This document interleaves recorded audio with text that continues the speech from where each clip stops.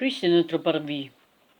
Je vous lis Exode 27, chapitre 9, verset 15. Christ est notre parvis et nous devons nous emparer de toutes les réalités de Christ en tant que notre parvis. Nous allons voir ensemble tout ce que Christ est pour nous en tant que parvis et nous emparer par la foi. Christ, celui qui avertit, attire et rassemble. Tout d'abord, intéressons-nous à la signification du mot parvis. Pourquoi en hébreu, le mot utilisé pour parvis est caster, qui signifie cour, enclos.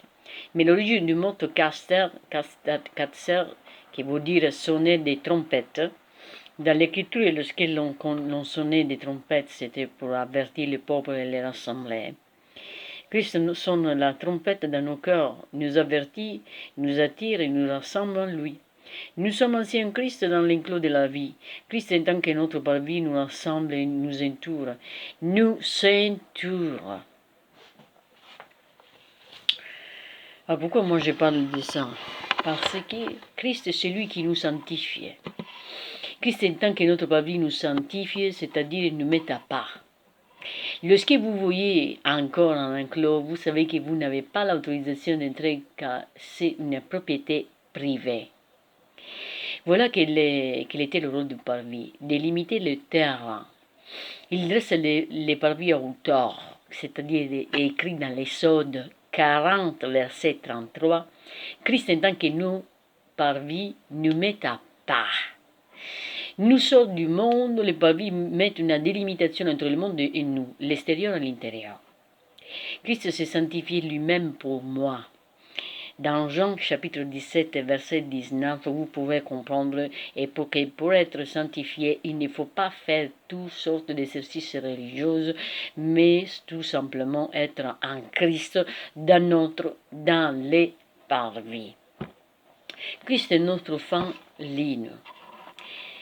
Les parvis étaient formés avec des toiles de fines rhétors. Nous avons c'est quelques mots en description du Christ et de son œuvre à la croix. Parlons premièrement de fine ligne. Qu'est-ce qu'il veut dire? Alors en fait, on va décrire qu'est-ce que c'est Christ notre porte. Dans les messages précédents, nous avons médité sur Christ en tant que notre parvis et nous avons retiré beaucoup de richesses spirituelles qui nous permettront de mieux contempler et considérer ce Christ merveilleux. Nous allons dans ces messages partager sur Christ en tant que notre porte. En effet, le parvis avait une porte et là aussi nous allons retirer bien des trésors pour notre foi.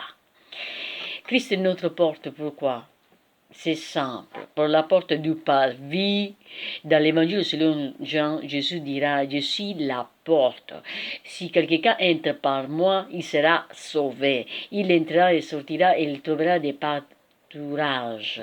Dans Jean chapitre 10, verset 9, nous trouvons des pâturages spirituels. Entrant par la porte du parvis, bien entendu, nous ne trouvions pas des pâturages, mais nous pouvons dire que tout ce que nous trouvons, l'autel, la couve, la tente, sont vraiment des pâturages pour notre âme. Il y a tant de richesses derrière cette porte. Nous sommes sauvés. En passant par la porte, vous entrez dans les parvis, dans l'enceinte. Vous êtes ainsi mis à part de ce qui se trouve à l'extérieur. Vous êtes à l'intérieur et non plus à l'extérieur. Vous êtes donc sauvés. Vous êtes dans le royaume de Dieu en Christ. Nous entrons dans le royaume de Dieu et sortons du monde. En passant par la porte, vous entrez d'une part dans le royaume de Dieu et d'autre part, vous sortez du monde. Nous devons vivre en Christ dans notre porte, toujours plus sorte de ce qui est mondain pour entrer toujours plus dans la réalité de Dieu. On parle d'une autre chose. Le bleu, le Christ céleste qui nous a fait naître de nouveau, c'est quoi pour vous? Pour la porte du parvis, il aura un rideau de 20 coudes bleu. Eh bien, le rideau de la porte du parvis était bleu. Le rideau de la porte du parvis était bleu. Dans la Bible, le couleur bleu représente le ciel et l'eau. Le bleu fait aussi référence à la royauté. Mardochée sortit de chez le roi avec un vêtement royal bleu et blanche, un grand couronne d'or et un manteau de buissons et de pourpre. Vous pouvez le trouver dans Esther, chapitre 8, verset 15. Le Seigneur dira dans l'Évangile selon Jean, en vérité, je le dis, si un homme n'est né de eau et d'esprit, il n'est pas entré dans le royaume de Dieu. Il nous fait naître de eau, d'eau et d'esprit. Le coro bleu nous montre ainsi que sur le Christ pour nous faire naître de nouveau, d'eau et d'esprit, et nous permettre ainsi d'entrer dans les royaumes de Dieu. Voilà. Ça, qu'est-ce qu'il veut dire? Et on passe à l'apôtre, le Christ, le royal, qui est ses dépouilles pour nous guérir et nous anoblir. Ensuite, le rideau de la porte du parvis est aussi pourpre. Cette couleur est en rouge violage profonde. La pourpre était utilisée à l'époque pour les vêtements royaux. Le peuple évoqué dans la royauté dans l'air lorsque les soldats vont se manquer de Jésus, et il est écrit, les soldats conduiront Jésus dans l'intérieur de la cour, c'est-à-dire dans le prétoire, ils rassembleront toute la courte, ils se revêtiront de pourpre et poseront sur sa tête la couronne d'épines qu'il avait tressée, puis se mirant à le saluer. Salut, roi des Juifs. Et lui, frappant la tête avec le sort, cachant sur lui et fléchissant les genoux, il se prosternera devant lui. Après s'être ainsi manqué de lui, ils lui ôteront la pourpre, lui remiront ses vêtements et les mèneront pour le crucifier. Vous trouverez ça sur Marc,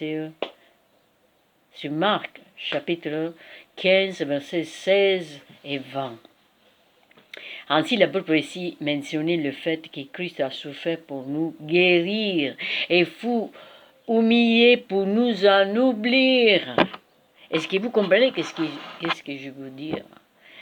Nous obtenons le peuple grâce à la mollusque en coquillage. Quelle belle image du roi des gloires qui est descendu du fond de l'océan du monde et qui s'est dépouillé de sa gloire, de son vêtement de pourpre, afin de nous revêtir, de nous guérir, de nous ennoblir, alors qu'ils étaient au fond dessus de la mort et de la douleur, il a libéré sa vie. Le peuple évoquait aussi le sang. Jésus, le roi, a souffert pour nous, fut humilié, mais par ses meurtrissures, nous sommes guéris. Entrer par Christ, la porte nous sauve. Être sauvé, c'est naître de nouveau. Sortir du monde, entrer dans le royaume de Dieu, mais c'est aussi être guéri et oubli. Amen. Et maintenant, je passe à notre argument.